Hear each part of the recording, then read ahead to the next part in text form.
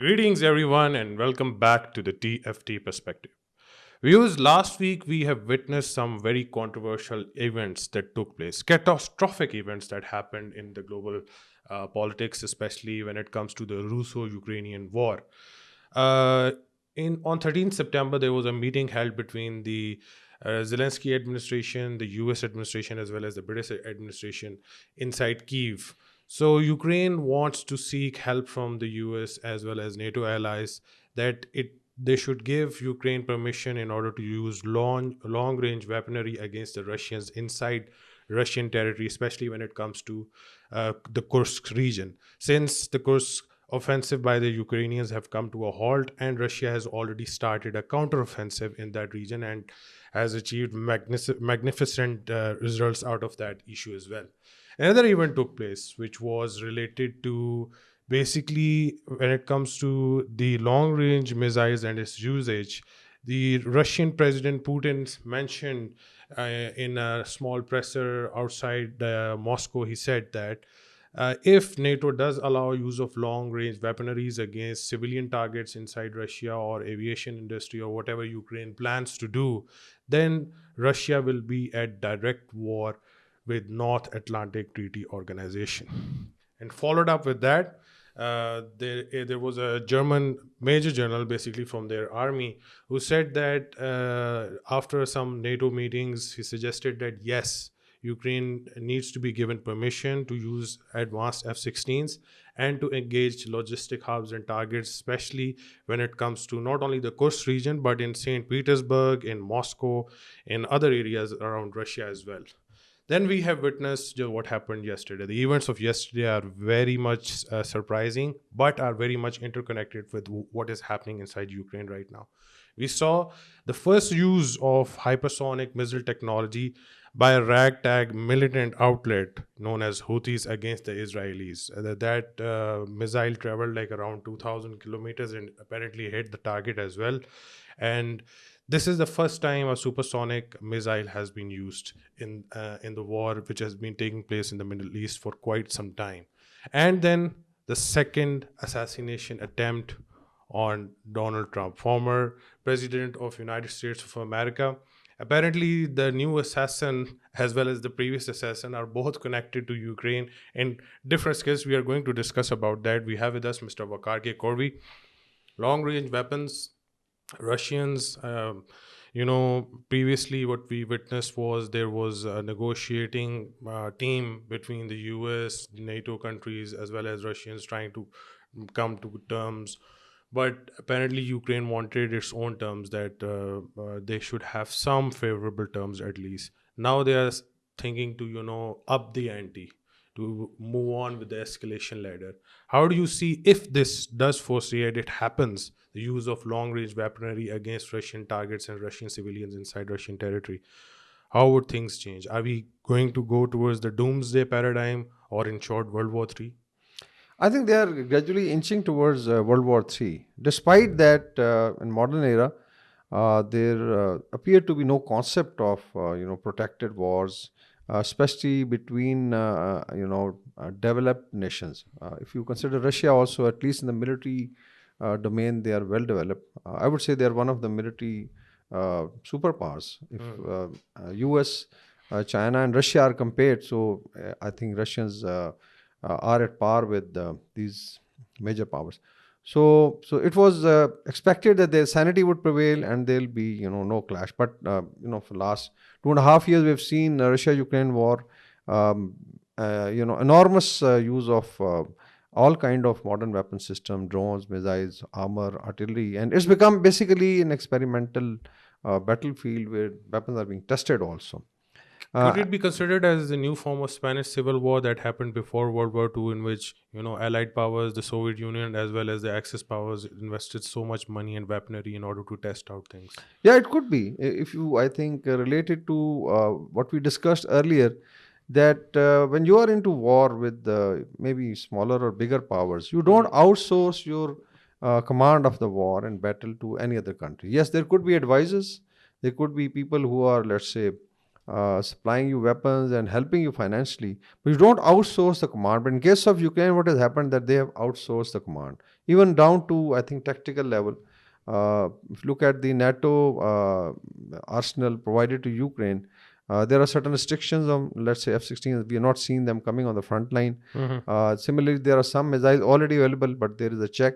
But in terms of planning, like Kirk's, counteroffensive, so-called, I And would call Russia it a claims they've already killed around 15,000 Ukrainian troops inside yeah. Kursk. Three reports are suggesting that three mech or armor brigade have been annihilated, Hmm. and we did discuss that basically Kirk's is going to fail because Ukraine doesn't have the potential to one, of course, penetrate deep, and the other is because if you're talking of counteroffensive, you should have objectives at least 100 to 200 miles inside enemy territory to create that effect. If it was in form of a repost or counteroffensive, it could have created those effects. But these were just tactical penetrations. I would say playing to the gallery, and now getting almost more than, if you are saying 15,000, probably there are a lot of people injured. So technically, three armor brigades or mechan brigades have become combat ineffective. Now we come to the outsourcing of the war. So if you look at the chain of command, there is a Ukrainian chain of command, but then there is basically advised by the Eastern European countries like Poland. I'm sure they have their military advisors doing it bilaterally. Uh, but then you have NATO, which is basically having its own command structure in Brussels and maybe in Germany. And as there are reports that in the last barrage of fire of missiles and rockets and drones by Russia, there were some troops and Swedish troops, yeah, officers who were officers. killed in the strikes from NATO. And then you have US's own, let's say, military command, which then becomes the third layer. So it becomes very, very difficult to actually follow the objective. Now, the fear is that, as Russians are already suggesting, if you look at the statements, I'll just quote a statement from the rep in the United Nations, Wesley Nemenzia, that in case you do it and provide long range weapons which start hitting the Russian hinterland or areas in depth like St. Petersburg's or Moscow, or even I would say, area which are at the periphery of the battlefield, and civilian casualties are there, so they have then the right to start attacking NATO. And if you look at NATO's allies, starting from the Baltic states, then you have Poland, you have Moldova, you have host of countries. So it could, and then Black Sea itself. So it could involve, a mini World War III. And in case we link it with what has happened to Israel by the Houthis, that a hypersonic missile has been fired for Hmm. the first time in the Middle East Hmm. against Israel. So this is again unprecedented. So, and I'm sure there could be the possibility of Wagner Group doing it from there, or Houthis being trained by Iran or Russians. And who provide them this? I don't think so. Houthis have the ability to manufacture or assemble, let's say, hypersonic missile. So I think the Russians have communicated it very clearly that these are some of the red lines, and rightly so, because if it's a bilateral conflict between Russia and Ukraine, Russia has been able to, I would say, parry so far any pressure coming from NATO through military operations. Hmm. And Ukrainians have lost a lot. You already, I think, discussed that almost one-fifth of their real estate, two-thirds of their seaboard, maybe more than that. And then is huge loss in terms of economy. It's calculated $1.5 trillion. So Hmm. this is huge loss. But unfortunately, instead of vying for peace, the West has been pushing. But there is a division within I think Eastern Europe, especially NATO allies like I think Hungarian Prime Minister Mr. Orban, or now even Poland. I think we've seen that maybe, despite that the statement from their I think Foreign Minister Hmm. was for the strikes, but otherwise Polish people are also feeling that in case it expands, so Hmm. the theater could expand, and then of course there's a possibility of other theaters opening up. So, Sergei Lavrov, Russian foreign minister, during the UN meeting, he also mentioned that apparently the US is training as well as recruiting from Al Nusra Front. It's an offshoot organization from who. So in that retrospect, he also said there is going to be a large-scale, planned, massive terror organizations being operated inside Ukraine, We witnessed the May 22nd attacks inside Russia. Maybe you remember that event, that it's all interconnected with their recruitment from Al Nusra Front as well. And we are going to later come to that conclusion how an Azov operative from the US homeland was recruiting, and now he's now trying to assassinate Donald Trump as well. So in that domain, when it comes to US trying to do shenanigans and putting pressure on the Russians of launching an organized terror campaign inside Russia, which involves targeting civilians as well. The American government has suggested the overall narrative they're trying to build, that if we are going to use long range weaponaries from the Ukrainians against the Russians, then the heat will be felt by the Russians themselves, and apparently they are going to come up and protest against the regime, and Putin is going to fall. I think Putin is too strong to be, I think, affected by these gimmicks. You remember there was a mutiny by the Wagner group, and what happened to Mr. Prigozhin later on. Some I people think, still claim that he's alive. yeah, maybe Piggy is alive. So that has been the narrative, the meta narrative built by the West. And I think last time we also discussed, if you look at their allies, you look at the mainstream media, and now they've come up with sanctions on RT. So it's obvious that they can't, take the alternate narrative, at least in within their country. And they are pressurizing, like Indian, I think media is also crying that they are being pressurized to, let's say, boycott RT or tell RT to pack up from there. So that's side of I think perception. Now coming to the hardcore strategic situation, uh, as you mentioned that even sane voices within US, like Donald Trump, is an exponent of lesser wars, lesser conflict, and peace resolution, conflict resolution, and peace management. And he claims, I think, even during the debates that had he been there, one, there would have been no war between, let's say, Palestinians and Israel, because he was the one who was pushing for Abraham Accord. And then is that probably Russia-Ukraine war would not have taken place. And we know the story of Hunter Biden, President Biden's son, how he was involved in certain contacts in Ukraine, the element of corruption. And then, of course, is the military-industrial complex of the United States and Europe, which would basically look at conflicts where they can sell their arsenal.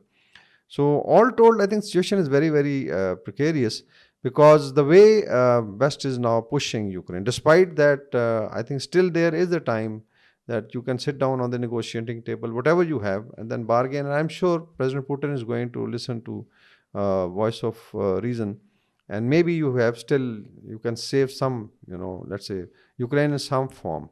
But now, if you're pushing for long range strikes in Russia, and Russia is too big, Napoleon tried it, Hitler tried it, and I don't think so. NATO has now capability to militarily advance, but they can do some, I would say, for perception building and strengthening this, narrative that they are going to damage Russia, and then there's going to be a revolt against Putin. Probably they think that President Putin and military command is tired. But contrary to that, if you look into Eastern Europe, we have some friends who discuss in the forum. Actually, Europeans are now getting tired because of energy crisis. People are already telling Germany that I think they are into recession for the second year, and there is going to be energy shortage. They're saying already you have a long winter and there'll be serious problems. So there are chances of active protests happening in France and Germany and Eastern Europe instead of Russia. Now coming to let's say President Trump. That what happened, as you mentioned, there were two assassination attempts.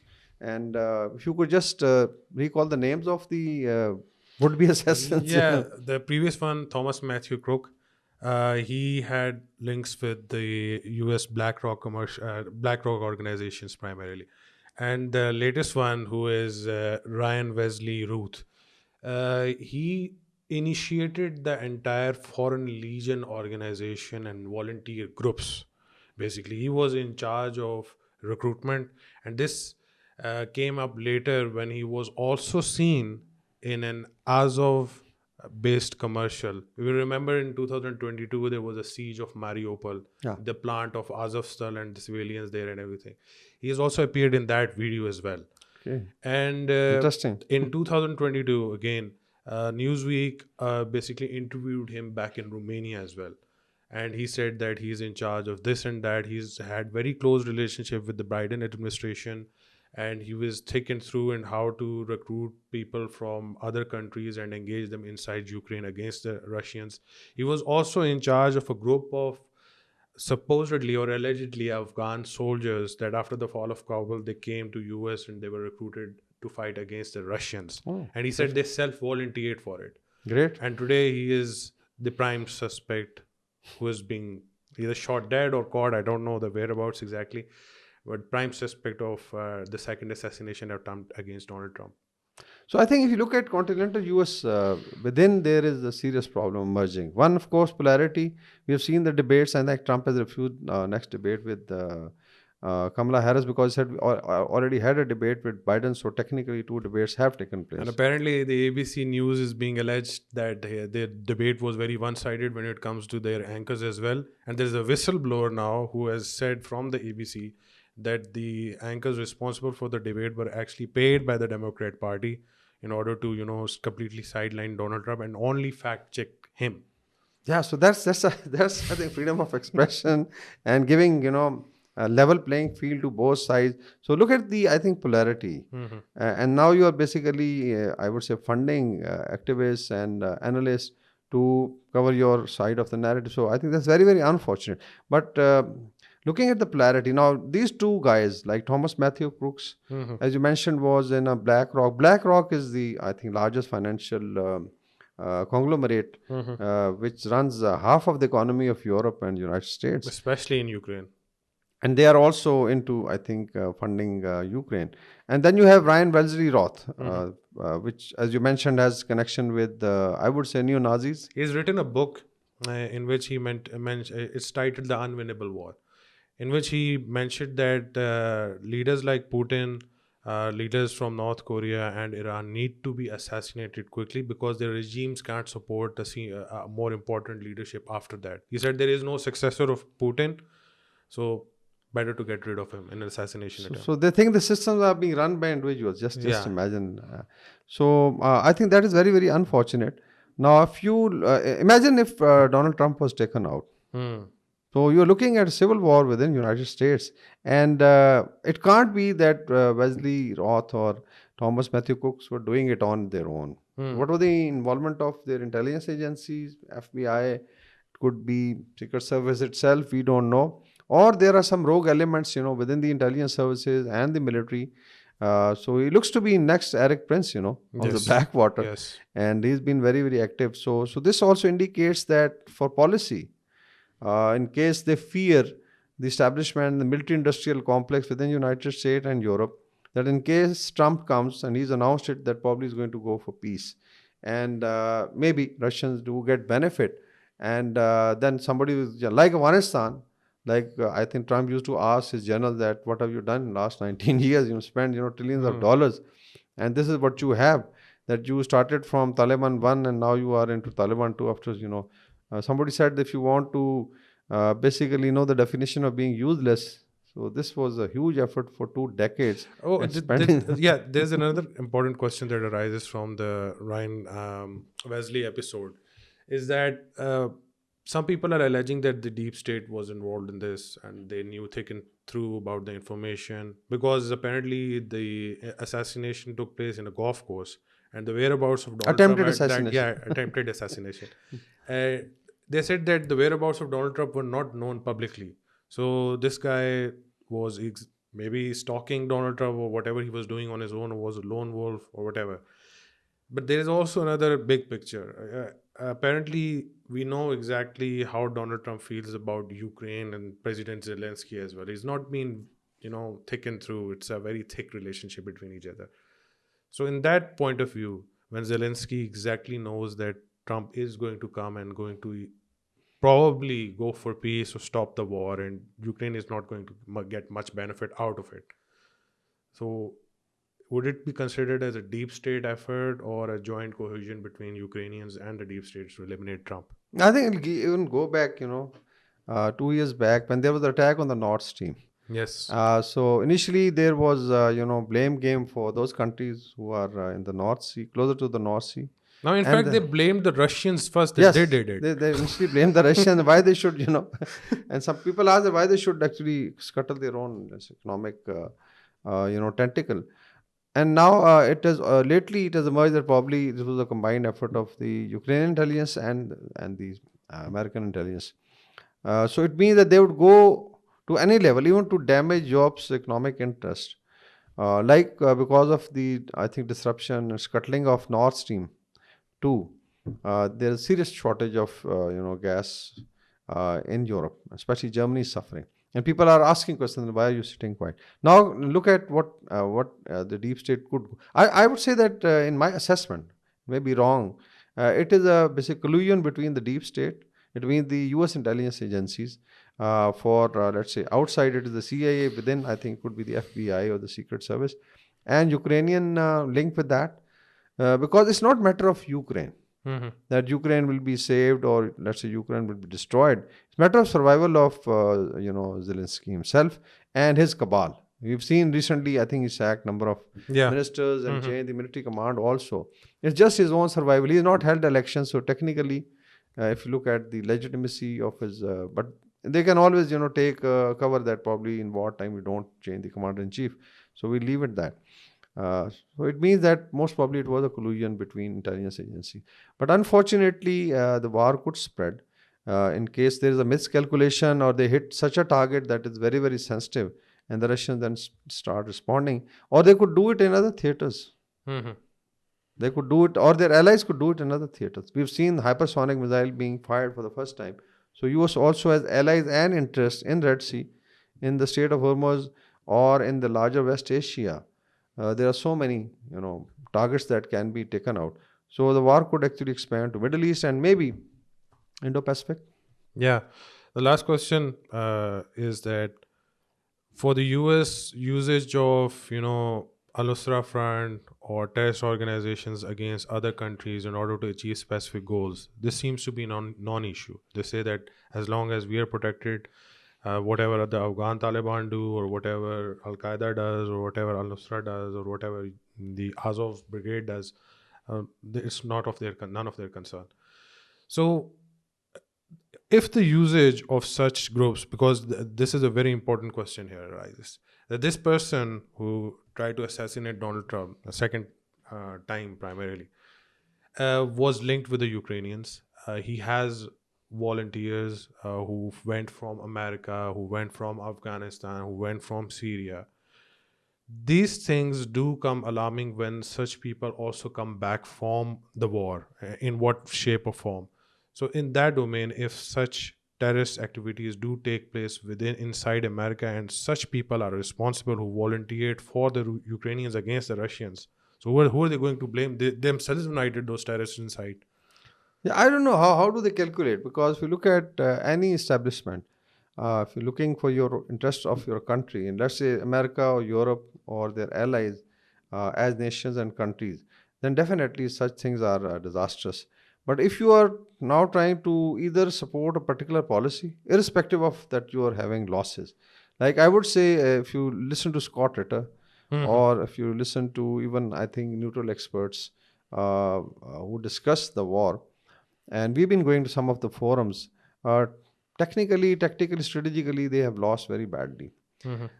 Now, I just want to basically drag it on, prove that you are right, and since you have built up a narrative that you are going to defeat the Russians and there's going to be stability and peace after that, just to push this narrative, it means that those who decided to drag Russia into the war, including the military command or the political leadership. Some of them may have, retired or left the political scene. Hmm. Like the British ex-prime ministers have left now. So there's a new set of, and the onus is now lying on that. For instance, if it was started by, uh, let's say, Biden, the onus is going to be on Kamala Harris. And the establishment now able to push their narrative just to prove a point or to maybe help the military industrial complex, you can work against your own state and nation. That's very, very dangerous. And as you mentioned, if such, so called lone wolves or terrorists land up in continental US, and then they start hitting, and US is primed. Mhm. United States is now primed for a civil war I because mean, we have just both witnessed sides. this guy, even if he was doing it in his own free will or whatever. But this is a terrorist act. Basically, you're trying to eliminate a person, which might result to a civil war inside Yeah, US. and it is so obvious. I mean, you are Yes. doing it in such a crude manner. So, and then also it creates a sense of insecurity for both the leaders.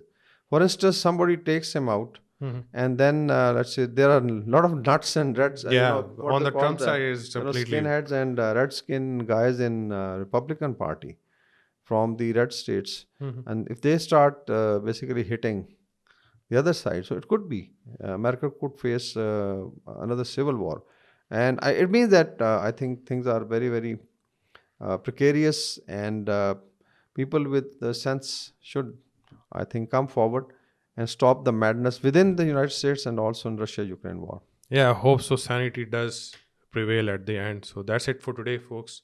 Please do leave a like and subscribe our channel. Thank you for watching us. Bye bye.